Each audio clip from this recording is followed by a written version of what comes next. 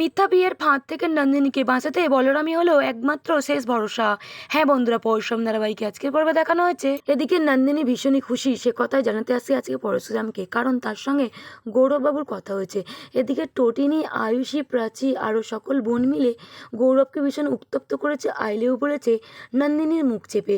ওখানে বলরাম উপস্থিত। বলরাম কি বাঁচাতে পারবে এই নন্দিনীকে? নন্দিনীর মুখে এই কথা শুনে পরশুরামকে জানিয়ে দেয় বলরাম যে সত্যি একটা নতুন ফাঁদ পাতা হয়েছে, সেই ফাঁদের বলি হচ্ছে এই নন্দিনী। পরশুরাম কিন্তু বলরামের কথা বিশ্বাস করতে চাইছে না, তাই তো পরশুরাম বলরামকে জানিয়ে দেয় যে আপাতত তুই এখন চুপ থাক, নন্দিনীর আগে বিয়েটা হতে দে। ঠিক তখনই পরশুরামের কথা শুনে বলরাম চিৎকার করে বলে, বিয়ে মানে?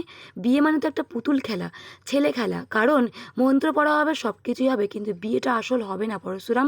নন্দিনী যখন কনের সাজে পুতুলের মতো বসে থাকবে মণ্ডপেতে, ওই পুতুল দিয়েই পরশুরামকে আঘাত করে এই বাড়ি থেকে চিরতরে বিদায় দেবে, এ কথা জানিয়ে দেয় বলরাম পরশুরামকে।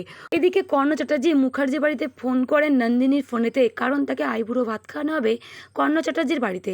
নন্দিনী আসতে রাজি হচ্ছিল না, কিন্তু কর্ণ চ্যাটার্জি বারবার ধরে রিকোয়েস্ট করে। কর্ণ চ্যাটার্জির কোনো কথাই শুনছে না এই নন্দিনী, তাই তো আরাধ্যাকে ফোনটা দিয়ে আসার জন্য অনুরোধ করে। ঠিক তখনই ওখানে চলে আসে কবির। কবিরও রিকোয়েস্ট করেন নন্দিনীকে কর্ণ চ্যাটার্জির বাড়িতে আসার জন্য। ওদিকে ঠিক তখনই নন্দিনীর কাছে আসে টটিনি। টটিনি বলে, কিছু প্রবলেম? এদিকে নন্দিনী জানিয়ে দেয় যে না, কোনো প্রবলেম নেই। দেখ না, আরাধ্যা কবির আমাকে ডাকছে চ্যাটার্জি বাড়িতে আইবুড়ো ভাত খাওয়ানোর জন্য।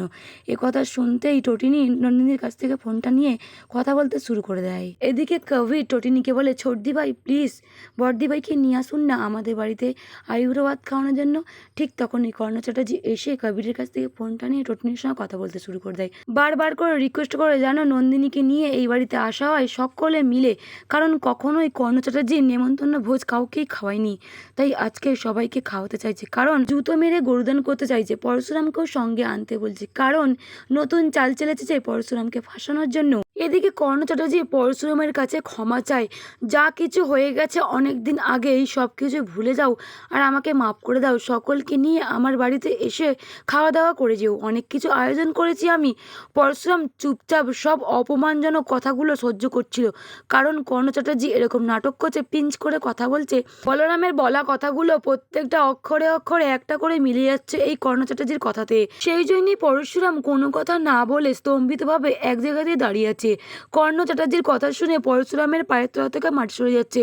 কর্ণ চ্যাটার্জি আরও জানিয়ে দেয়, প্লিজ জামাই আমাকে ক্ষমা করে দাও, যা কিছু হয়েছে অজান্তে এসব হয়ে গেছিল আগে, কিন্তু আমরা আবারও একটা পরিবার, কুটুম। এ কথা বলতে বলতে কর্ণ চ্যাটার্জি যেন কোথায় হারিয়ে গেছে, সবটাই কি নাটক। তখনই আরাধ্যা এসে কর্ণ চ্যাটার্জির কাছ থেকে ফোনটা চায় হাত পেতে। আরাধ্যার এই কথা শুনে কর্ণ চ্যাটার্জি পরশুরামকে জানায়, ও হ্যাঁ জামাই, এ নাও আরাধ্যার সঙ্গে কথা বলে। এই কথা বলে আরাধ্যাকে ফোনটা তুলে দেয়। এদিকে আরাধ্যা পরশুরামকে জানিয়ে দেয় যে জামাইবাবু প্লিজ এসো না, আমি নিজে হাতে অনেক কিছু পদ রান্না করেছি, প্লিজ তোমরা আসলে আমরা খুব খুশি হতাম। ওদিকে আয়ুষী, নন্দিনী, প্রাচী সকলে ভীষণই খুশি, কারণ কর্ণ চ্যাটার্জির বাড়িতে খেতে যাবে আরাধ্যা অনেক কিছু পদ রান্না করেছে যে। ঠিক তখনই পরশুরাম সব প্ল্যান বুঝতে পেরে যায় এই কর্ণ চ্যাটার্জি, তাই তো নন্দিনীর কাছে এসে জানাতেই নন্দিনী চিৎকার করে জানিয়ে যায় যে তুমি চেঞ্জ হয়ে গেছো নাকি আমার বাবা বদলে গেছে। এদিকে কর্ণ চ্যাটার্জি যে চালটা চেলেছে বাজিমাত করতে চলেছে, কারণ সে মনে মনে এটাই ভাবছে।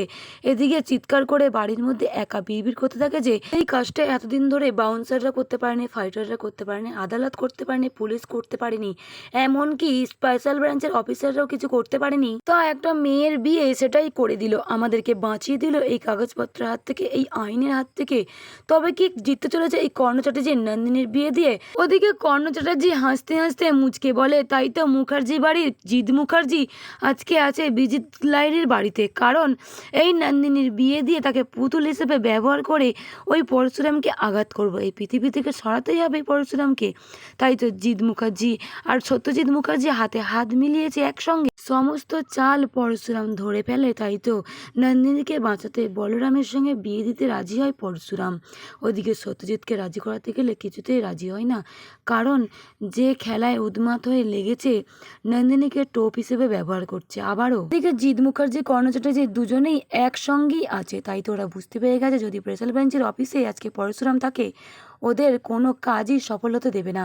তাই তো ওখান থেকে হাঁটিয়ে আজকে সত্যজিৎ মুখার্জি নিজের ব্যবসার কাজে এই পরশুরামকে ব্যবহার করতে চাইছে। ওদিকে পরশুরাম বলরাম একত্র হয়ে সব খেলা শেষ করবে এই কর্ণ চ্যাটার্জি, জিৎ মুখার্জি, শীতল, গব্বর আরও অনেকের। যদি কর্ণ চ্যাটার্জির চালটা ধরে ফেলে তাকে শাস্তি দেয়, আপনাদের কেমন লাগবে অতি অবশ্যই কমেন্ট করে জানাবেন। সকলকে ধন্যবাদ। হ্যালো বন্ধুরা, স্টার জলসা খ্যাত পরশুরাম ধারাবাহিকটি ইতিমধ্যে 500 পর্ব এগিয়ে গেছে। জল্পনা কল্পনা শুরু হয়ে গেছে, দর্শকদের মনে কৌতূহলের ঝড় বেড়েই চলেছে। দর্শকরা ভেবেছিল সিরিয়ালটি ইতিমধ্যে মাঝপথে থামিয়ে দেওয়া হচ্ছে, কিন্তু না, এই সিরিয়ালটি কয়েক মাস আরও চলবে। এদিকে হিন্দি চ্যানেলে যে কপি পেস্ট ছিল পরশুরাম ধারাবাহিকটি, টিআরপি কম থাকাতে চ্যানেল কর্তৃপক্ষ বন্ধ করতে বাধ্য হচ্ছে। এটি কিন্তু পরশুরাম ধারাবাহিক স্টার জলসার নয়, এটি হিন্দি চ্যানেলের।